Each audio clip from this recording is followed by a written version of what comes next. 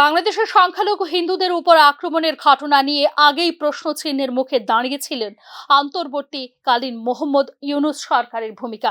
এবার আগুনে ঘি ঢালল সনাতন ধর্মগুরুর গ্রেপ্তার এবং জামিন নাকচের বিষয়টি। হিন্দু সন্ন্যাসী চিন্ময় কৃষ্ণ দাসকে গ্রেফতার ও জামিন নাকচ করে দেওয়ার পর প্রতিবাদে একে একে বন্ধ হয়ে যাচ্ছে ত্রিপুরা বাংলাদেশ সীমান্ত হাটগুলি। ইতিমধ্যে অনির্দিষ্টকালের জন্য বন্ধ হয়ে গেল দক্ষিণ ত্রিপুরা জেলার সাব্রুমের শ্রীনগর সীমান্ত হাট। একইভাবে অনির্দিষ্টকালের জন্য বন্ধ হয়ে গেল কৈলাসহরের সীমান্ত হাটও। আগস্ট মাসের পরে বিক্ষিপ্তভাবে কয়েকদিন খোলা হয়েছিল এই সীমান্ত হাটগুলো, কিন্তু গত 22 অক্টোবরের পর থেকে অচল অবস্থা সৃষ্টি হয় রাজ্যের সীমান্ত হাটগুলিতে। বাংলাদেশের অস্থির পরিস্থিতির কারণেই একে একে বন্ধ হয়ে যাচ্ছে সীমান্ত হাটগুলি বলে জানিয়েছে স্থানীয় প্রশাসন। 5 আগস্ট শেখ হাসিনা সরকারের পতনের পর থেকেই এক প্রকার অনিয়মিত হয়ে পড়েছিল ত্রিপুরা বাংলাদেশ আন্তর্জাতিক সীমান্ত হাটগুলি।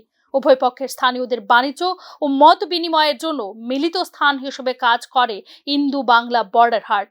স্থানীয় পণ্যের সরাসরি বাণিজ্যের সুবিধা করে দেয় ভারত ও বাংলাদেশের দ্বারা ভাগ করা সীমান্তের জিরো লাইনে অবস্থিত এই বর্ডার হাটগুলো।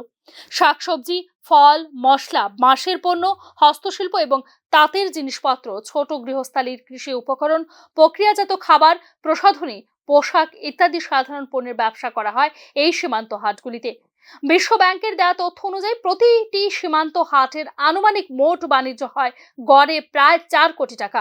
নিয়মিত সীমান্ত হাট, ট্রেন্ডিং আইটেমের সংখ্যা বাড়ানো, সর্বাধিক বাণিজ্যের পরিমাণ বৃদ্ধি এবং অধিক সংখ্যক লোক ও বিক্রেতাকে ব্যবসায়ের অনুমতি দেওয়ার মাধ্যমে মোট বাণিজ্য বাড়ানোর সম্ভাবনা নিয়ে পূর্বতন শেখ হাসিনা সরকারের সঙ্গে বিশেষ চুক্তি হয়েছিল কেন্দ্রীয় সরকারের। কিন্তু বর্তমানে অন্তর্বর্তীকালীন সরকারের সময়ে এই বিষয়ে কোনো রকম পদক্ষেপ না নেওয়ায় সীমান্ত হাটের বাণিজ্য কমে গেছে অনেকটাই। তবে তার উপরে যোগ হয়েছে বাংলাদেশে সংখ্যালঘু এবং সনাতন হিন্দুদের উপর আক্রমণ, যার প্রথম এবং সুদূর প্রসারী প্রভাব পড়েছে সীমান্ত হাট বাণিজ্যের উপর। Bureau report, news now.